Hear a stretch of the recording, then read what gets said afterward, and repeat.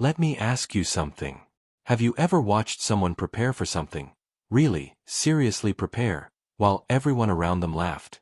Have you ever seen a person work quietly, day after day, building something nobody understood, while the whole town drove past and shook their heads and made jokes they thought were funny? Because I want to tell you about a man who did exactly that. A man who drove steel beams into a Montana hillside and built his entire house above the snow line, reinforced it like a fortress, stocked it with food and firewood and emergency supplies while his neighbors called him paranoid. A man who spent 2 years being the joke of a small mountain town, the crazy veteran on the hill, the man who thought winter was a war. And I want to tell you what happened on the night the Ironjaw Blizzard came down off the Beartooth Range and buried the town of Ridgeline, Montana under 6 feet of snow in less than 8 hours. Because the same people who laughed the loudest, the same people who called his house the snow fortress and made jokes about him every single morning at the diner, those same people were the ones crawling through chest-deep drifts at 2 in the morning, frostbitten and desperate, heading for the one light they could still see through the white wall of the storm. His light. And his dog found them before they even reached the door. This is the story of Caleb Ross, a retired Navy SEAL. A man who came home to a town that didn't understand him, built something they couldn't explain, and stayed quiet while they decided who he was. And this is the story of Rex, his German Shepherd, a search and rescue dog who could hear a heartbeat under 3 feet of snow and who spent one December night doing something that nobody in Ridgeline, Montana would ever stop talking about for as long as they lived. Stay with me. Because what happened inside that reinforced house on the hill the night the blizzard came, what broke open in the people who had mocked this man, what Rex found in the snow that no human could have found, that is a story you will carry with you long after this ends. You have to understand something about Ridgeline, Montana before any of this makes sense.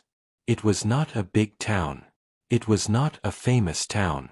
It was the kind of place where the hardware store owner knew which truck belonged to which family before he saw the driver, where the diner had been serving the same breakfast menu for 30 years because nobody had ever suggested changing it and nobody was going to.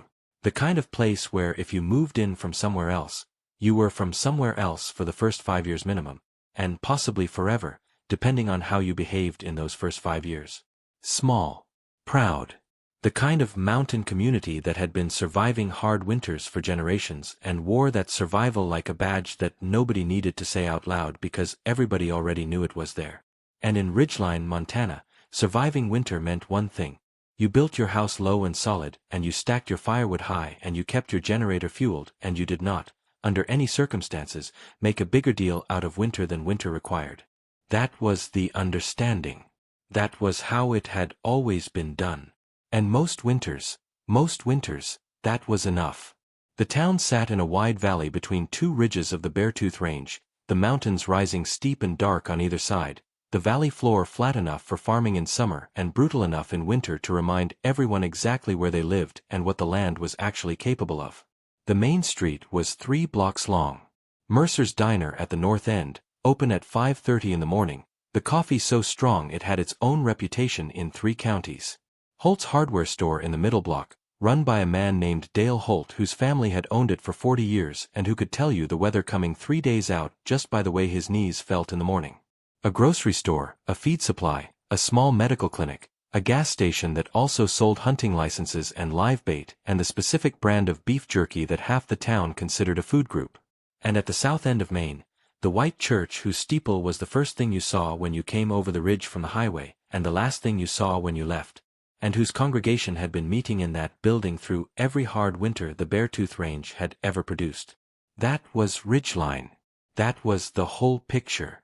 And into that picture, on a cold September morning 2 years before the blizzard that changed everything, came a man in a dark pickup truck with a German Shepherd riding shotgun and a trailer behind him carrying enough construction materials to make Dale Holt walk to his hardware store window and watch for a full 5 minutes without saying a word. His name was Caleb Ross. And you need to see him clearly to understand this story, so let me tell you about him properly. He was 40 years old. Not tall in a way that announced itself, but tall in a way you noticed when he was standing next to something else. Door frames, trucks, other men. Built the way men are built when physical conditioning has been a professional requirement for 15 years, lean and functional, nothing decorative about any of it. Short dark hair, The kind of cut that had been military once and had stayed that way out of habit rather than obligation. A short beard, dark and neat, framing a jaw that had a quality of being set. Not clenched, not tense, just permanently, quietly determined, like a door that has been latched properly and is not going to open unless you have the right key. His eyes were gray and they watched everything. Not in the way of a suspicious person and not in the way of a nervous one, in the way of a man who had spent years in environments where not watching something was the kind of mistake you only made once. He wore a dark flannel shirt and worn canvas work trousers and boots that had been serious boots in a previous life and were still doing serious work. He moved through the world with the unhurried economy of a man who had long since stopped wasting energy on anything that did not need it, which meant he moved very efficiently and talked considerably less than most people were comfortable with, which was fine with him. Beside him, always, was Rex. Rex was 6 years old. German Shepherd. Black and tan coat, deep and thick. The kind of coat that was built for real winter rather than the kind of winter that shows up in photographs. His eyes were a deep amber brown and they did the same thing Caleb's eyes did. They watched, they processed, they missed almost nothing. Rex had been trained as a military search and rescue dog, avalanche certified, cold weather survivor location certified, the kind of dog whose nose could find a living person buried under 3 feet of compacted snow and whose body could keep a hypothermic human warm enough to survive while help came. He walked beside Caleb at the left heel position without a leash in any environment that didn't specifically require one, and the two of them moved together with the synchronization of partners who had been through enough together that communication had become something closer to instinct than language. The people of Ridgeline, those first few weeks, mostly noticed the dog. Big Shepherd, they said. Nice-looking animal. They had not yet begun to understand what Rex actually was or what he was about to mean to all of them. The land Caleb bought was the old Waverly parcel on the east ridge above town, a 3-acre piece that had been sitting on the market for 2 years because it was too steep for easy building, too exposed to the ridge wind for comfortable living, and too far from the main road for the kind of convenience that most buyers wanted. The previous owners had put in a foundation and framed a structure and then run out of money and motivation in roughly equal measure and walked away, leaving behind a partial frame and a concrete foundation that the real estate agent described as a significant head start and that Caleb described, in his notebook, as a foundation that needed to come out and be replaced with something designed for what this site was actually going to be asked to do. He walked the parcel twice, both times in the early morning when the ridge wind was at its most honest, Rex beside him, notebook in his jacket pocket. He stood at the high point of the parcel for a long time each visit, looking down at the town in the valley below, and then up at the Beartooth Ridge to the north, and then at the existing partial structure with the expression of a man who is not looking at what is there but calculating what needs to be there instead. He made his offer on a Thursday and began demolition of the existing frame the following Monday. And that was when Ridgeline started paying attention. Because what Caleb Ross built on the Waverly parcel over the following 10 months was not what anyone in the valley expected, and the not expecting turned into watching, and the watching turned into talking, and the talking turned into the particular kind of small-town comedy that forms around anything that doesn't fit the understood pattern of how things are done here. The foundation went in first, deep and reinforced, with anchor bolts set into the bedrock at intervals that the county building inspector noted in his report as exceeding residential requirements by a significant margin and then signed off on anyway because they exceeded them in the right direction. On that foundation Caleb built walls, and here is where the watching and the talking really started, walls that were not normal walls. They were thick. Dramatically, inexplicably thick to anyone who didn't understand what he was doing. An outer skin of structural lumber, then 4 inches of rigid foam insulation board, then another structural layer, then a vapor barrier, then 5 inches of dense packed cellulose insulation blown into the cavity, then the interior wall surface. The total wall assembly was nearly a foot deep, which in residential construction in the Beartooth Valley was roughly 3 times what anyone built, and which created the immediate impression from the outside of a structure that was taking the idea of walls more seriously than any house in the neighborhood had ever taken it. The windows were triple pane, set deep in the thick wall assembly with insulated frames. The roof was steeply pitched at an angle calculated to shed the maximum snow load rather than allow accumulation, with metal roofing that would let a full winter's snowfall slide off cleanly rather than sitting and building weight. The mechanical systems, heating, ventilation, electrical backup, were not residential grade. Caleb had installed a wood gasification boiler connected to a radiant floor heating system, with a separate backup wood stove in the main room capable of heating the entire structure independently, and a propane generator on a concrete pad behind the building that could run the electrical systems for 3 weeks on a single fill. On the north wall of the structure, inside a built-out alcove, he had installed steel shelving and begun stocking it, and what he stocked it with was the subject of considerable conversation at Mercer's Diner and at Holt's hardware store counter for most of the following winter. Sealed 5-gallon buckets of dry goods, rice, oats, dried beans, flour, canned goods in commercial quantities, dried meat and sealed protein stores, medical supplies in labeled hard cases, 50 gallons of water storage in rigid containers, with a backup hand pump connected to a deep well with a frost-proof casing, wool blankets vacuum sealed, a hand crank emergency radio, a weather station mounted outside with a display inside the front door, and in the insulated storage space beneath the raised floor of the mudroom, this was the detail that really got people talking: cold weather rescue equipment, 2 sets of avalanche probes and collapsible shovels, 4 emergency bivouac sacks rated to -40 degrees, a trauma kit with warming blankets and chemical heat packs, 50 feet of rescue rope with a harness, signal flares, and Rex's search and rescue harness and tracking equipment, hung on its own dedicated peg beside the door where it could be on the dog in under 10 seconds. The town of Ridgeline looked at all of this, and the town of Ridgeline reached a conclusion that was as unanimous as any conclusion a small mountain community has ever reached about anything. The man was strange. The house was excessive. The dog was admittedly beautiful. These were the 3 settled positions of Ridgeline on the subject of Caleb Ross, and they were held with the particular confidence of people who have been surviving their own winters just fine for generations and do not feel they require instruction from a newcomer on the subject of what winter requires. The loudest voice in this confidence belonged to a man named Frank Mercer, who ran the diner at the north end of Maine and who had the personality of a man who fills whatever space he is in and then looks around for more space to fill. Frank was in his mid-50s, broad and weathered with a thick gray mustache and the specific brand of certainty that comes from having been the most experienced person in most conversations for 30 years. He was not a bad man. He was genuinely warm, genuinely community-minded, the first person to organize a meal train when someone was sick and the loudest voice at every town council meeting when something needed advocating for. He just had very settled opinions about the correct way to do things in the Beartooth Valley. And Caleb Ross was doing almost nothing in the correct way, and Frank found this both baffling and entertaining in roughly equal measure.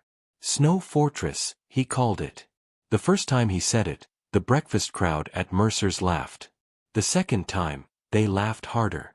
By October of that first year, it was the established name for the structure on the East Ridge, used by people who had never been to the diner and never heard Frank say it, the way good nicknames spread in small towns, completely and without attribution.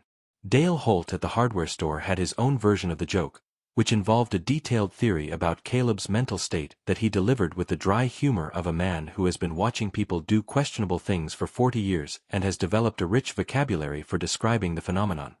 Between Frank and Dale, the opinion of the Snow Fortress and its builder was thoroughly established in Ridgeline before the first real snow of that first winter had fallen.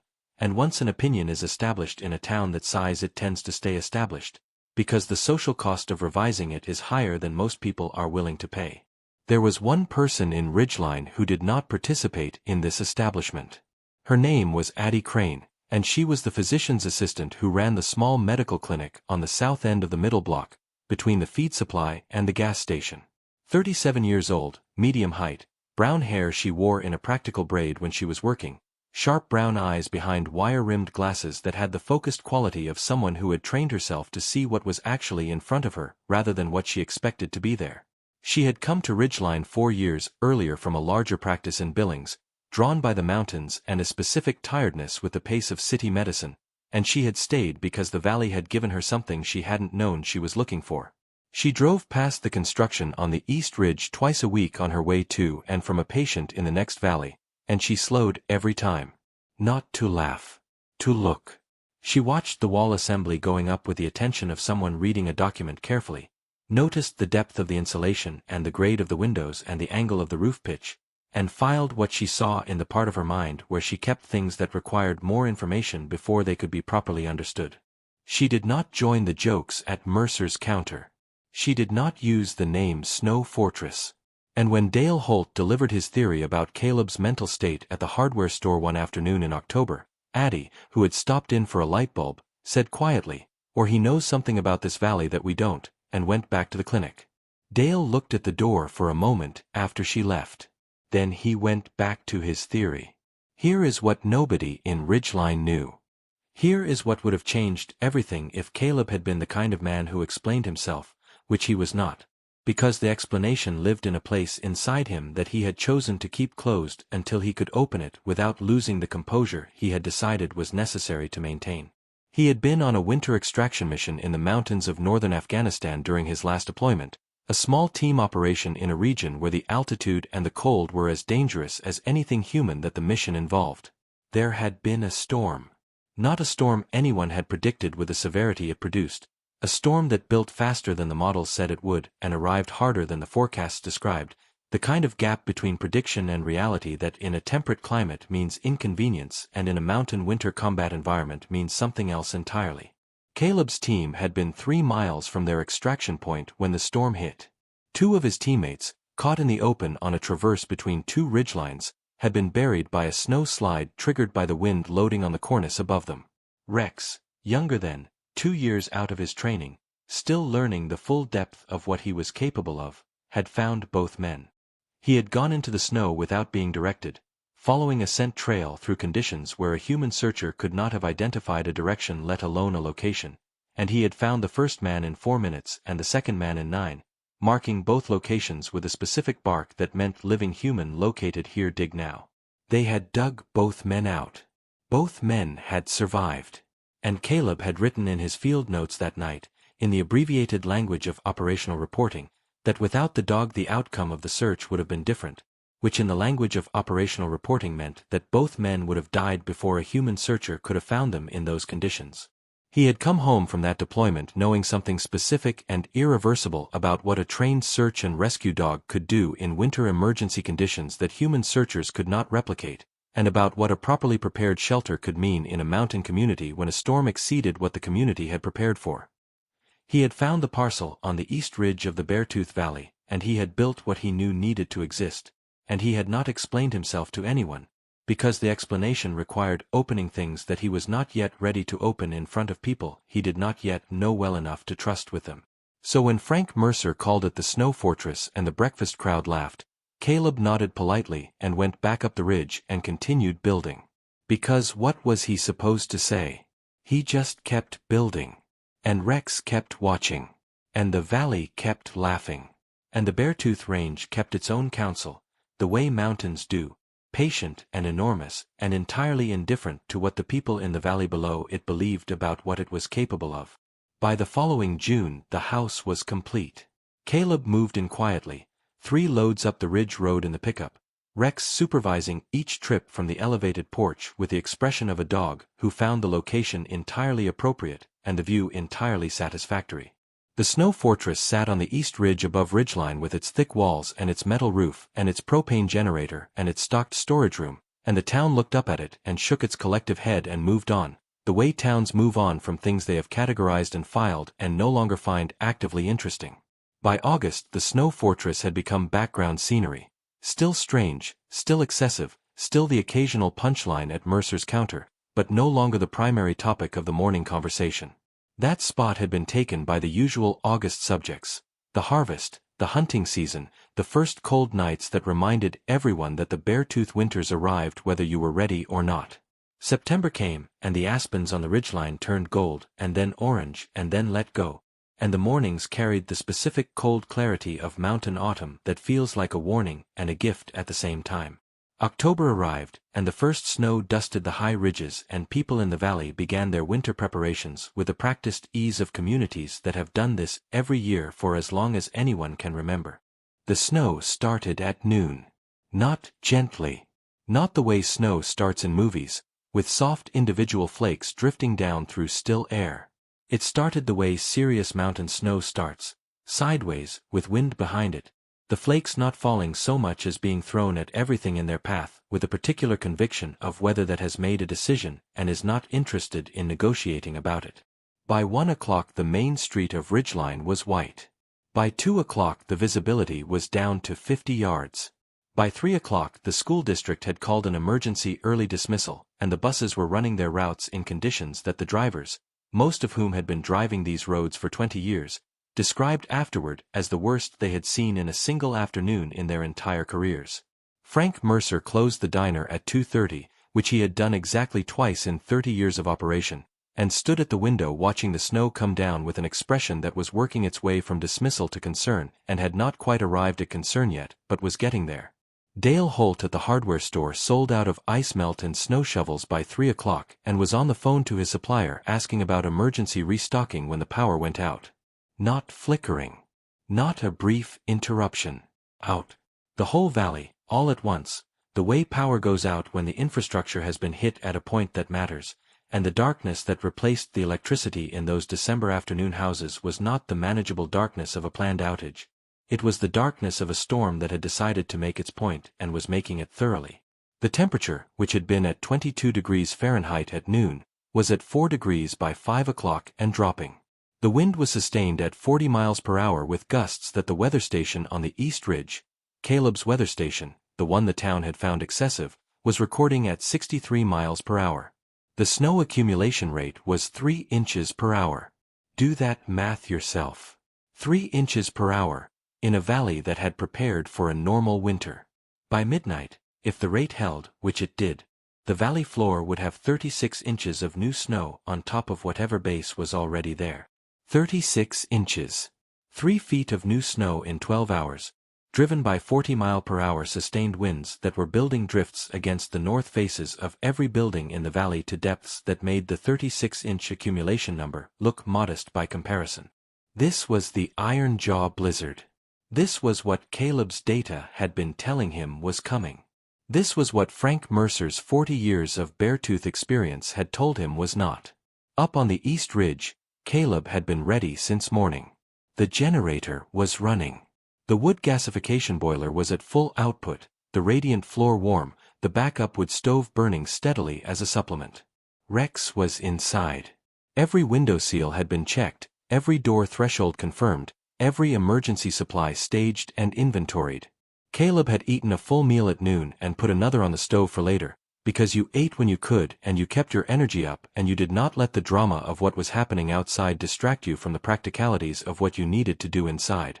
He sat at the table with his weather station data and his notebook and a mug of coffee, and he watched the numbers and he waited, because waiting was what came after preparation when everything that could be done had been done. Rex lay under the table with his chin on Caleb's boot, amber eyes watching the front door with the steady patient attention of a dog who understood that the door was going to become important tonight and was positioning himself accordingly. The first knock came at 7:43. Rex heard it before Caleb did, his head coming up off the boot with a specific alert that meant human outside, and Caleb was at the door in 4 steps. What he found on the covered porch, coated in snow and shaking with the particular shaking that happens when a body has been cold for long enough that it has stopped being able to regulate its own temperature effectively, was a woman named Patty Osgood, 61 years old, who lived alone in the second house on the left side of Callaway Valley Road at the base of the East Ridge. Her furnace had been oil-fired, and the oil delivery she had been expecting on Tuesday had not come because the delivery truck had been delayed by an earlier storm system to the south, and the backup electric space heater she had been running since Wednesday had stopped working when the power went out at 3, and by 6:30 the temperature inside her house had dropped to 38 degrees, and she had made the decision that the light she could see through the snow on the ridge above her was worth the half-mile it would take to reach it. She had made that half-mile in 55 minutes. In those conditions. 61 years old, alone, half a mile uphill through 3 feet of snow in a blizzard, because the light on the ridge was the only light she could see, and she had decided it was better than staying in a house that was becoming a refrigerator. Caleb got her inside and got her coat off and got Rex beside her on the bench near the wood stove, because a 100-pound German Shepherd with a thick double coat is a genuinely effective warming device when deployed correctly, and he put a mug of hot broth in her hands and let her shake until the shaking stopped, which took 11 minutes. When it stopped, she looked at him with the eyes of a woman who has been genuinely frightened, and has arrived somewhere that is genuinely safe, and is processing the transition between those two states. Then she looked at the house. At the walls that were holding the cold completely outside. At the thermometer on the wall reading 68 degrees. At the wood stove burning clean and steady. At the lit ceiling, powered by a generator that was running without interruption while the rest of the valley sat in the dark. "You built all this," she said. Caleb said, "Yes." She said, "I always thought it was too much." He said, "I know." She said nothing for a moment. Then she said, "Thank you." And that was the first acknowledgement, quiet and complete, that the thing the town had called excessive was the thing that had just saved Patty Osgood's life. The second arrival came 20 minutes later. Rex was at the door before the knock landed, amber eyes fixed on the entrance with the forward lean of a dog who has been tracking an approach through the storm for the last 2 minutes, and is simply waiting for the human on the other side to catch up to what he already knows. It was Dale Holt, the hardware store owner. The man with 40 years of Beartooth experience and the settled theory about Caleb's mental state. He was alone, his truck having made it halfway up the ridge road before burying itself in a drift that the wind had built across the road in under an hour, and he had walked the remaining distance with the particular determination of a man who is not accustomed to being in a situation he cannot manage, and is managing it anyway through sheer stubbornness. His face when Caleb opened the door was complicated. It was red from the cold and pale from the effort, and somewhere underneath both of those things there was the expression of a man who is arriving at a conclusion he has been resisting for months, and finding that the conclusion is correct, and that this is not the triumph he might have imagined because the circumstances in which it is being confirmed are not the circumstances he would have chosen. He stepped inside. Rex sniffed his coat and stepped back and sat down, amber eyes on Dale's face, reading him with the calm assessment of a working animal doing an intake evaluation. Dale stood in the middle of the warm room and looked at the walls and the stove and the lit ceiling and Patty Osgood on the bench with a mug in her hands, and he said, after a moment, "I owe you an apology." Caleb said, "Sit down and get warm first." Dale said, "I'm serious." Caleb said, "I know. Sit down." Dale sat down. Rex went to him and pressed his flank against Dale's leg, which was exactly what was needed and exactly what the dog had calculated was needed, and Dale put his hand on Rex's back and looked at the floor for a while. Then he looked up. "I told people you didn't know what you were talking about," Dale said. "I said it more than once and I said it where people could hear it. I was wrong." Caleb looked at him for a moment with the gray eyes that missed nothing. Then he said, "The generator takes diesel.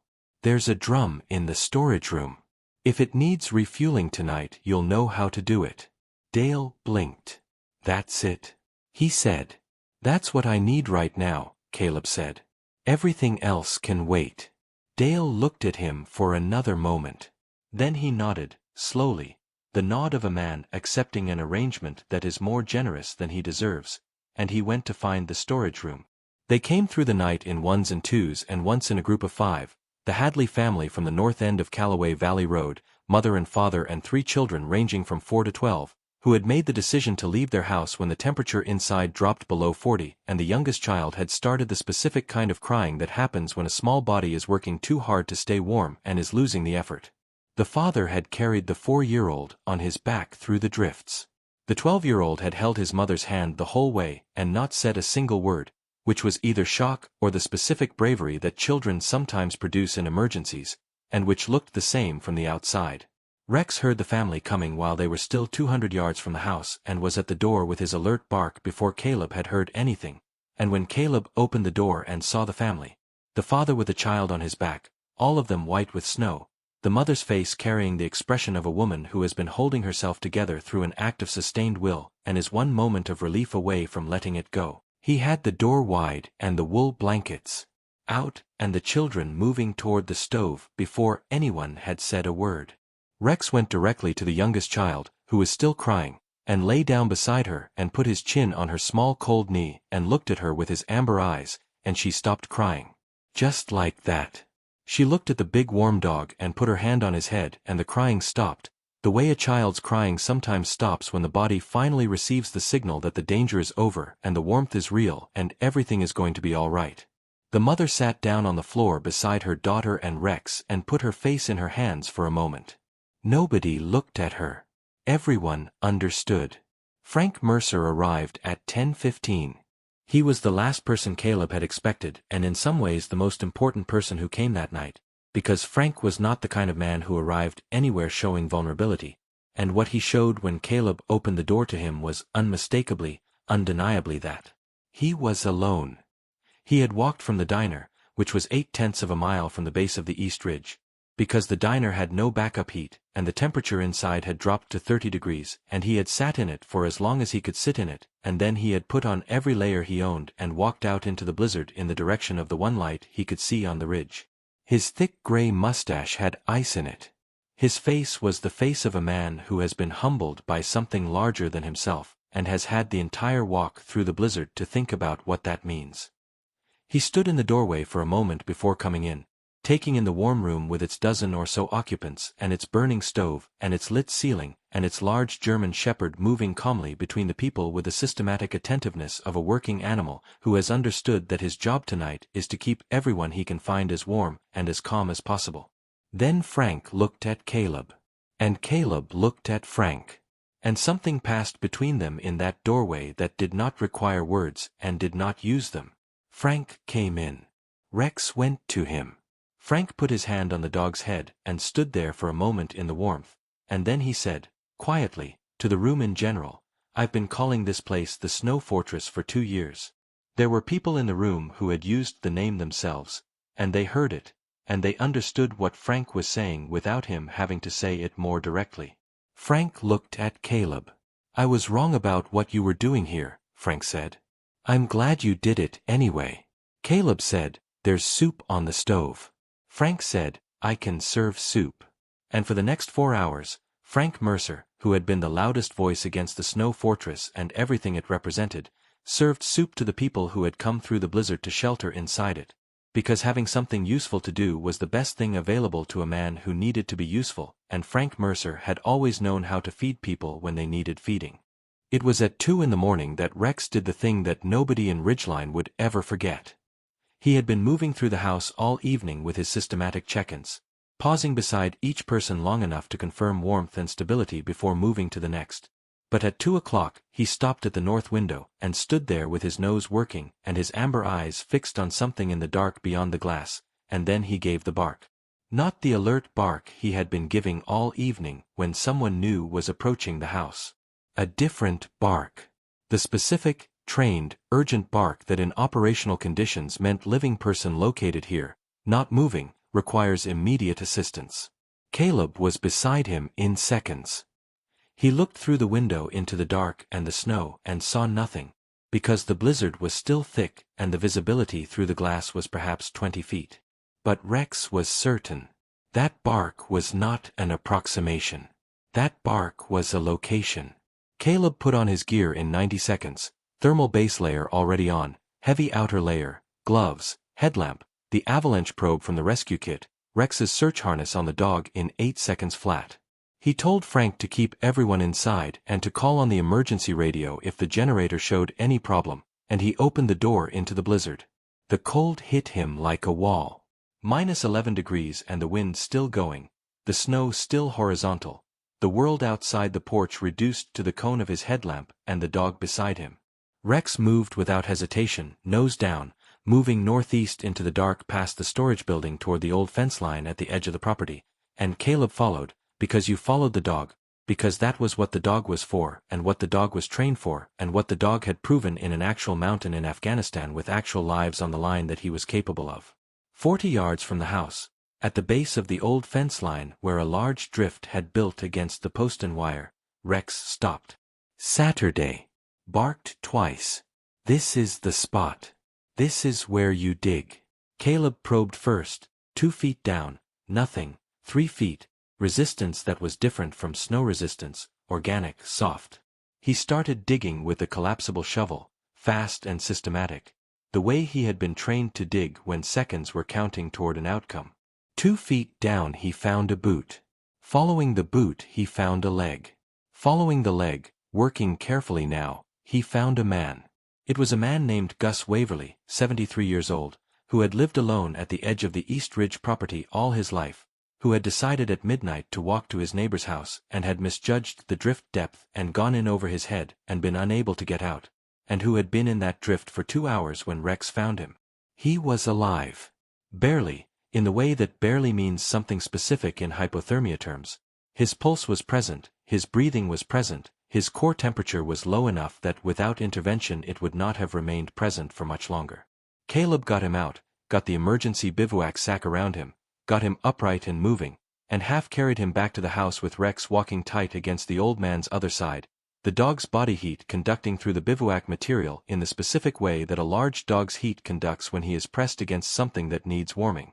When they came through the door, Frank Mercer saw the old man's condition and immediately cleared the bench closest to the stove and got the wool blankets out without being asked.